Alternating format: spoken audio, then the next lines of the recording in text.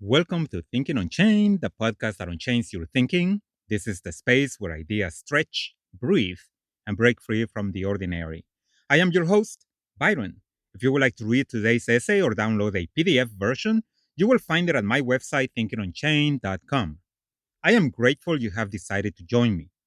The title of today's essay is Love versus Hate. During the halftime of the Super Bowl 60, a simple line drifted across my TV screen. The only thing more powerful than hate is love. Good versus evil. Light versus darkness. For a few decades, I have held a faint conviction that love and hate, as well as good and evil for that matter, are not opposites, but twins. Two currents drawn from the same vast source. Call it the universe, infinity, or God. Both emotions surge with equal force. Both reveal how deeply something has touched the soul. When I read that statement on my TV screen, I felt my old belief stir, as if asked to step into the light again. It made me wonder whether love and hate are not merely equal forces, but different directions of the same energy. One contracting, one expanding, one closing the heart, the other opening it.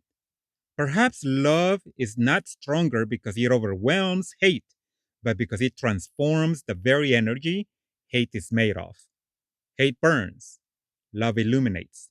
Hate consumes, love creates. Seeing that message reminded me that even long held beliefs deserve to be revisited, not to be discarded, but to be refined, like a truth that reveals a deeper layer each time we dare to look again. I am, by nature, a person who challenges his own beliefs from time to time, and I enjoy firing up my brain cells to reestablish the belief once again, revise it, or completely change my mind about it. Over the years, as experience has accumulated like sediment in a riverbed, I have watched my understanding of the world shift and refract. Each new lesson, each moment of certainty or confusion has added another lens to the prism through which I see life. With more knowledge, more wisdom, more lived moments behind me, my view of the universe and of myself has changed. Not abruptly, but the way dawn changes a landscape, gradually, inevitably, revealing contours I had not noticed before. I know that some might disagree with the direction of my mind's evolution. Some might even call it devolution. But to me, these shifts feel like an improvement, not because they make me more certain, but because they make me more aware, more attuned to complexity, more willing to revisit what I once held as fixed. Growth, after all, is not about replacing old beliefs with new ones, but about allowing them to deepen, expand, and sometimes transform. Returning to that line, the only thing more powerful than hate is love. I find that my core belief remains unchanged. I still see love and hate as arising from the same primordial source, the same infinite well from which all deep human emotions flow. That has not shifted, and perhaps it never will. What has changed is subtler.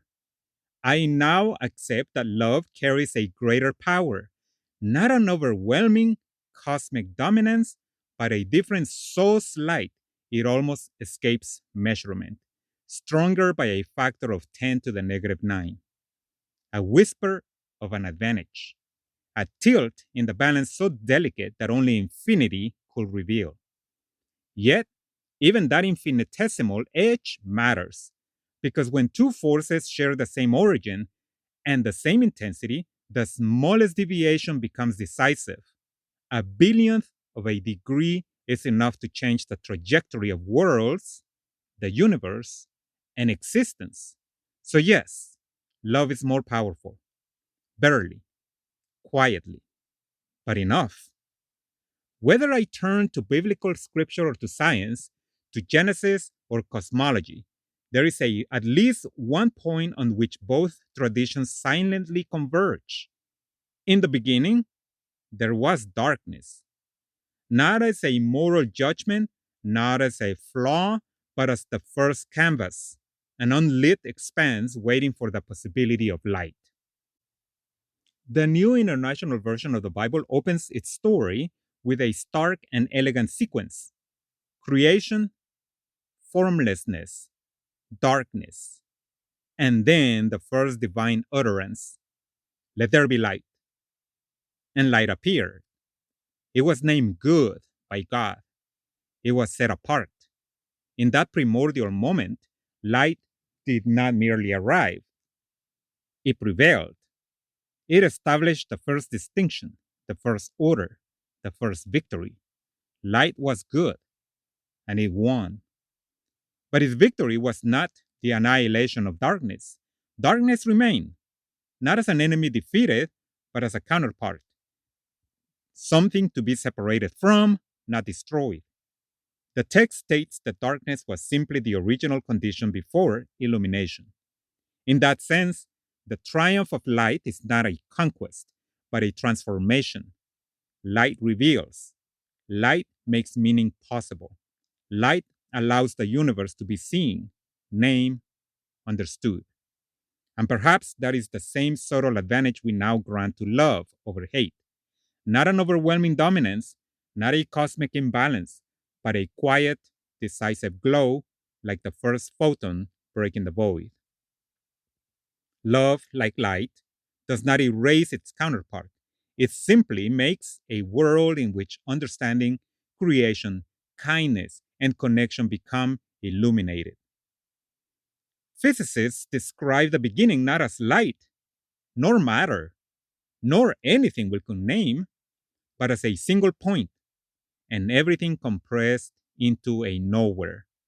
No space, no time, no before or after. Just a density so absolute it defies imagination. And then, in an instant, the universe ruptured into being. The Big Bang was not an explosion in space, it was the birth of space itself.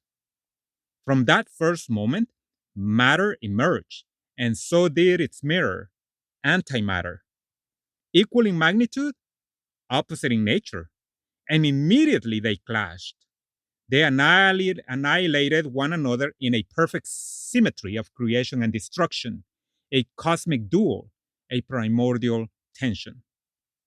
It is tempting, beautifully tempting, to see that in that moment, the first echo of the human condition, love and hate, arising from the same source, meeting with equal force, each trying to unmake the other. Good and evil locked in their ancient struggle. But physics tells us something eye opening.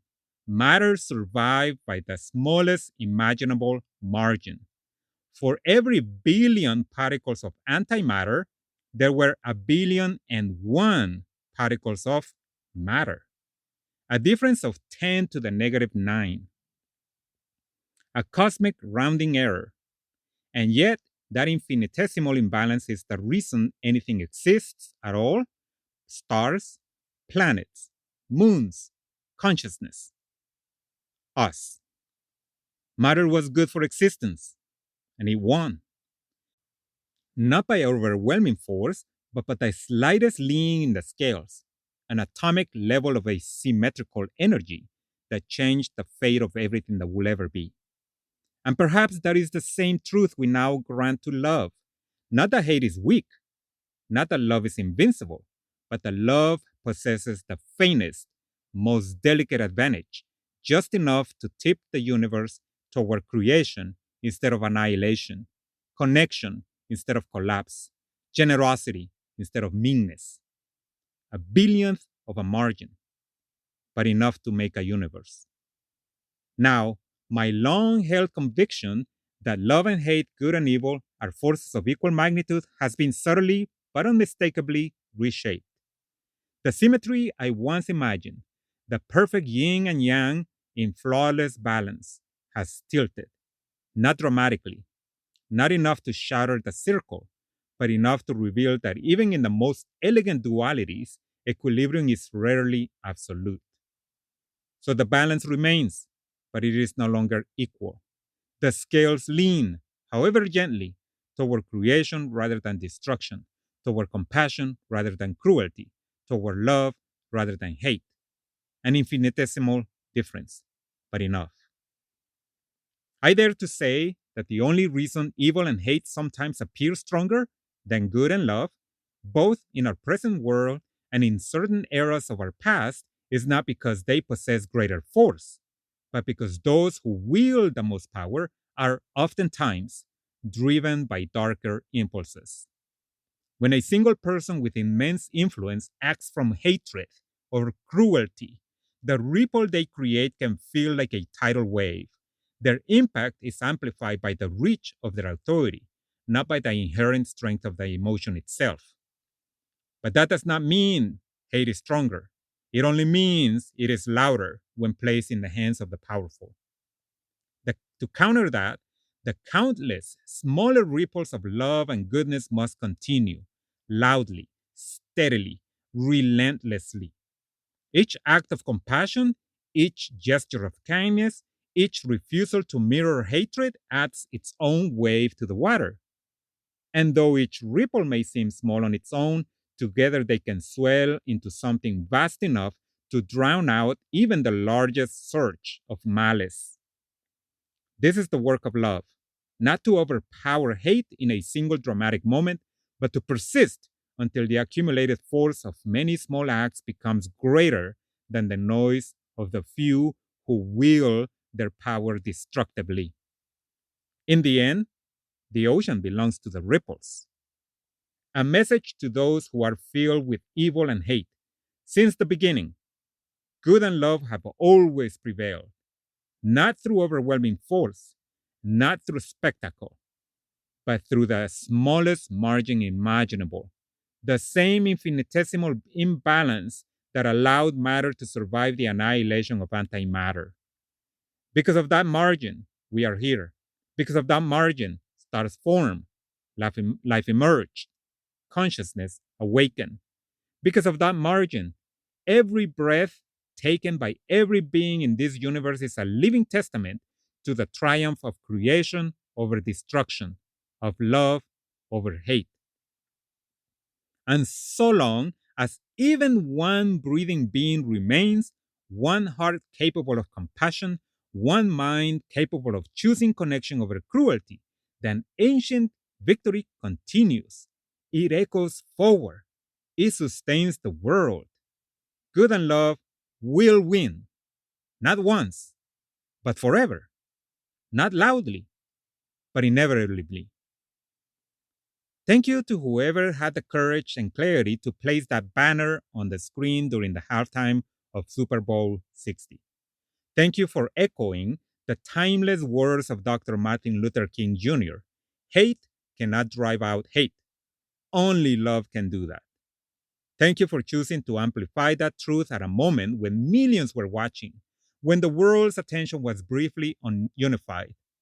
Your message reached me. It stirred an old belief I had carried for decades and invited me to look at it again through the prism of everything I have learned, lived, and become. And in doing so, it helped me reshape that belief into something more refined, more aligned with one of the smallest inclinations of the universe itself. Thank you for reminding me that even a single sentence offered at the right moment can light up brain cells that remain dormant and undisturbed for decades. Thank you for that spark. Thank you.